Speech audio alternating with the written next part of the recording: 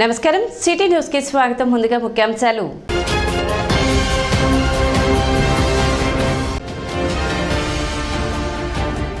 ఎనిమిదవ తేదీ సోమవారం నుండి మాజీ మంత్రి ఆలపాటి రాజేంద్ర ప్రసాద్ చేపట్టిన ప్రజాయాత్రను విజయవంతం చేయాలని పిలుపునిచ్చిన టీడీపీ శ్రేణులు.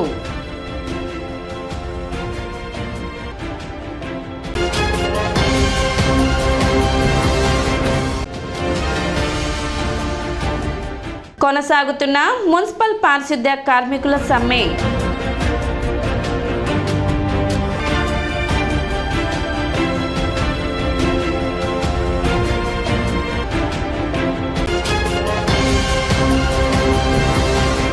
ఈ నెల 8వ తేదీ సోమవారం నుండి మాజీ మంత్రి ఆలపాటి రాజేంద్ర ప్రసాద్ చేపట్టిన ప్రజా పాదయాత్రను విజయవంతం చేయాలని టీడీపీ నేతలు పిలుపునిచ్చారు.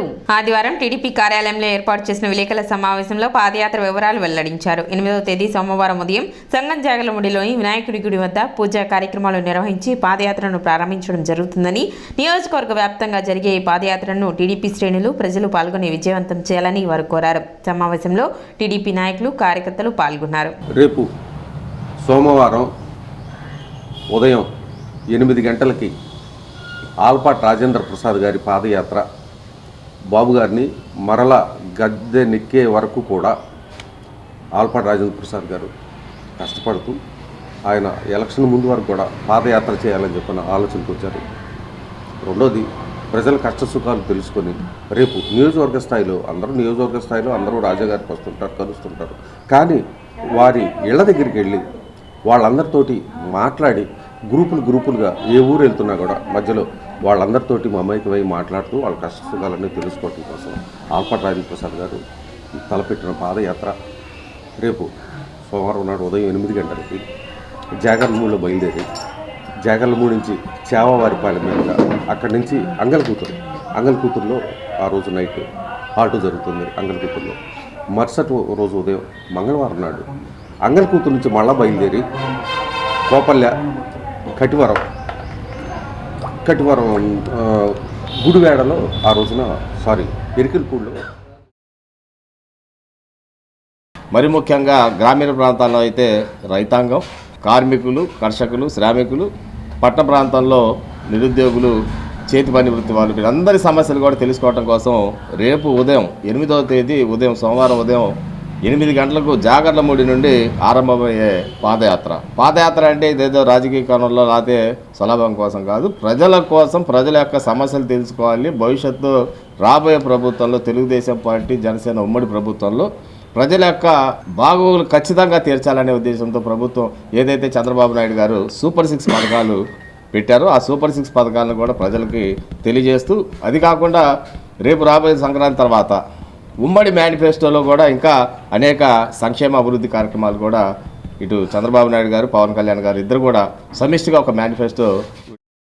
తెనాలి స్పోర్ట్స్ డెవలప్మెంట్ కమిటీ ఆధ్వర్యంలో ఉచితంగా ఏరోబిక్స్, డ్యాన్స్, కరాటీ క్లాసులను ఆదివారం చెంచుపేటలోని అన్నాబతిని సత్యనారాయణ స్టేడియంలో ప్రారంభించారు. ఉదయం 6:30 నుండి 7:30 వరకు 1 గంట పాటు ప్రతి ఒక్కరూ ఈ అవకాశాన్ని సద్వినియోగం చేసుకోవాలని స్టేడియం ఇన్ఛార్జ్ కె నాగరాజు వెల్లడించారు. గత 20 సంవత్సరాలుగా ఏరోబిక్స్, డ్యాన్స్, కరాటే మాస్టర్గా కొనసాగుతున్న కె శ్రీకాంత్ స్టేడియంలో ఉచితంగా కోచింగ్ ఇచ్చేందుకు ముందుకు రావడం అభినందనీయమన్నారు. స్టేడియంలో ఆదివారం నుండి ప్రారంభించిన ఏరోబిక్స్, డ్యాన్స్, కరాటే క్లాసులను సద్వినియోగం చేసుకోవాలన్నారు. స్టేడియం డెవలప్మెంట్ కమిటీ సభ్యులు రాజేంద్ర రెడ్డి, వాకర్స్ అసోసియేషన్ అధ్యక్షులు శ్యామ్ తదితరులు పాల్గొన్నారు.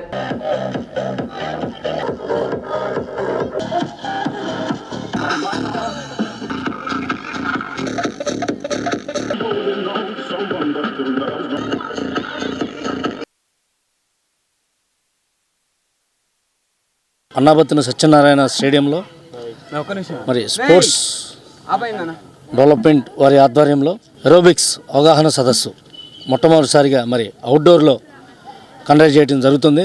మరి మన సునీల్ అన్న గారి ఆధ్వర్యంలో అలాగే శ్రీకాంత్ గారిని కన్సల్ట్ చేసి మరి ఏరోబిక్స్ ఎప్పుడు కూడా జనరల్గా ఓపెన్లో కానీ లేకపోతే ఒక రూమ్లో కానీ చేస్తుంటారు.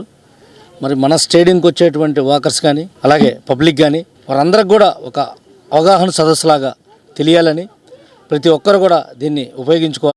నిజంగా ఏరోబిక్స్ క్లాస్ అనేది నిజంగా మనకు చాలా అదృష్టంలాగా మనం భావించాలండి.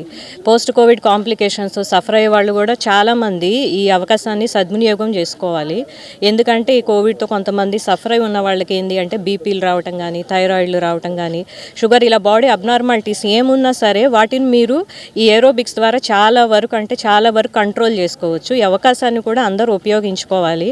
నిజంగా శ్రీకాంత్ సార్ లాంటి కోచ్ గారు దొరకటం కూడా నిజంగా మన అదృష్టం. సార్ దగ్గరకు వచ్చి మాట్లాడుకొని సార్ ఇక్కడ ప్రోగ్రామ్స్ కూడా చేపించారు. చాలా అవేర్నెస్ కూడా వచ్చి ఉంటుంది మీ అందరికి. మున్సిపల్ కార్మికుల సమ్మె 13వ రోజుకు చేరుకుంది. ముఖ్యమంత్రి మున్సిపల్ కార్మికులకు ఇచ్చిన హామీలను అమలు చేయాలని, కనీస వేతనం 26,000 ఇవ్వాలని, కార్మికుల సంఖ్య పెంచి పని భారం తగ్గించాలని, నిత్యం ప్రజల కోసం పనిచేస్తున్న కార్మికుల జీతాలు పెంచడానికి ప్రభుత్వానికి చేతులు రావట్లేదని కార్మికులు ఆవేదన వ్యక్తం చేశారు. మున్సిపాలిటీలో ప్రజారోగ్యం, పౌర సేవలు అత్యంత కీలకమైనటువంటి రంగాలైతే వాటిలో పనిచేస్తున్న కార్మికుల పట్ల అమానుష వైఖరిని విడనాడి పారదర్శకమైన చర్చలు జరిపి పరిష్కరించాలని కార్మికులు డిమాండ్ చేశారు. గత 3 సార్లుగా ప్రభుత్వం మా మున్సిపల్ కార్మికులు నాయకులను పిలిచి చర్చలు జరిపింది. చర్చలు జరిపినా కానీ మాకు అనుకూలటువంటి చర్చల్లో మాకు మంచి ఫలితం రాలేదు. సీఎం గారు ఇప్పటికైనా స్పందించి మా మున్సిపాలిటీ కార్మికులకు న్యాయం చేయాలని మేము కార్మికుల తరఫున కోరుకుంటున్నాం. జగనన్న ఆ రోజు మేము ఆడవాళ్ళకు మేము మద్దతుగా ఉంటామన్నాడు. చెల్లెమ్మలారా, అక్కలారా, చెల్లెళ్ళారా, అమ్మలారా అన్నాడు. మమ్మల్ని రోడ్డుకి ఇచ్చాడు జగనన్న. మాకు ఇస్తాను అన్న జీవోభారం 26,000 రూపాయలు ఇవ్వాలి అని. ఆసుపత్రి కార్డు ఉంది మాకు, ఈఎస్ఐ కార్డు. అది ఆసుపత్రి తెనాలో చూపించాలని, మా కోరికలు ఏమవుతున్నాయి అవన్నీ చేయాలని కోరుకుంటున్నాం. విఎస్ఆర్ కాలేజ్లో 1978-81 సంవత్సర బీకాం పూర్వ విద్యార్థుల ఆత్మీయ సమ్మేళనం ఆదివారం జరిగింది. సుమారు 30 సంవత్సరాల తర్వాత కలుసుకున్న స్నేహితులు ఒకరినొకరు ఆప్యాయంగా పలకరించుకున్నారు. నాటి జ్ఞాపకాలను గుర్తు చేసుకుంటూ ఆనందంగా గడిపారు. విద్యా బుద్ధులు నేర్పిన గురువులను సత్కరించుకున్నారు.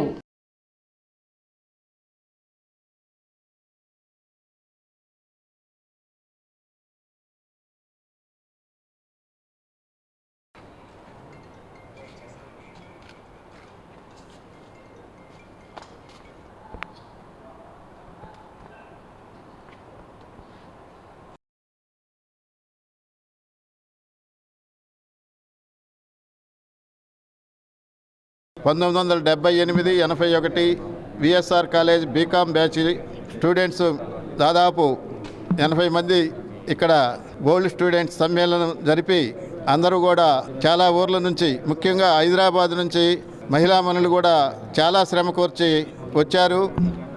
వారికి మరియు ఈ కార్యక్రమాన్ని విజయవంతం చేయడానికి ఈ కాలేజీ మా ఆచార్యులందరూ కూడా వచ్చి వారి యొక్క దివ్యమైన సందేశాలు ఇచ్చారు.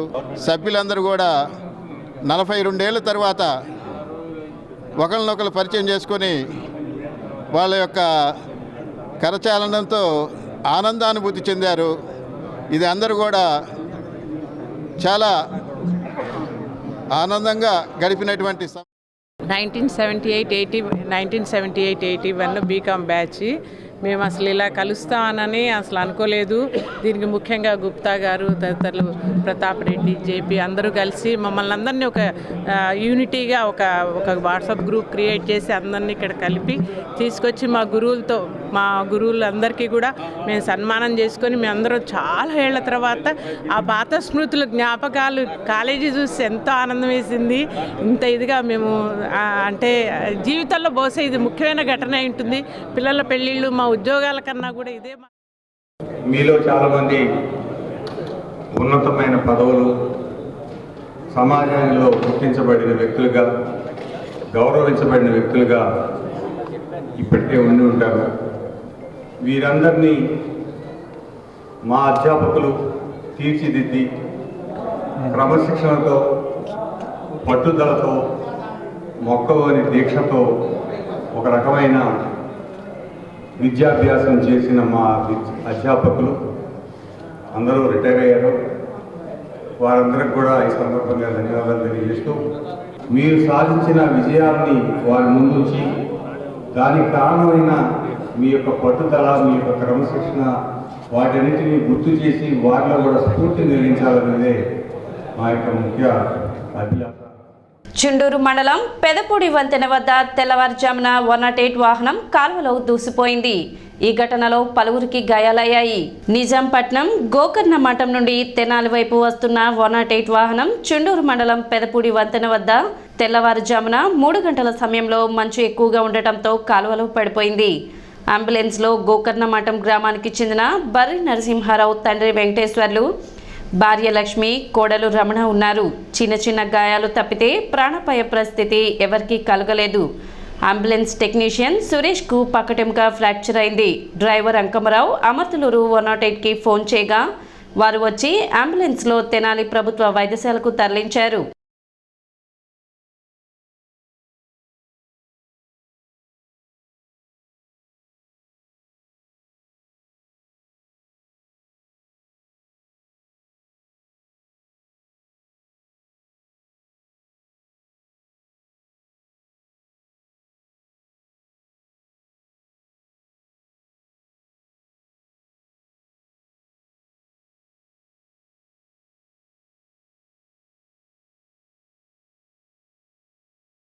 సిటీ న్యూస్ ముగించే ముందు ముఖ్యాంశాలు మరోసారి.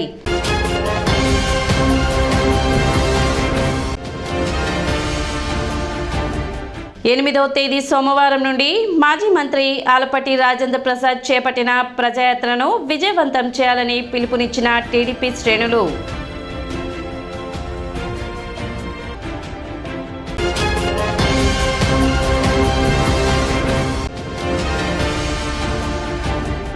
కొనసాగుతున్న మున్సిపల్ పారిశుద్ధ్య కార్మికుల సమ్మె.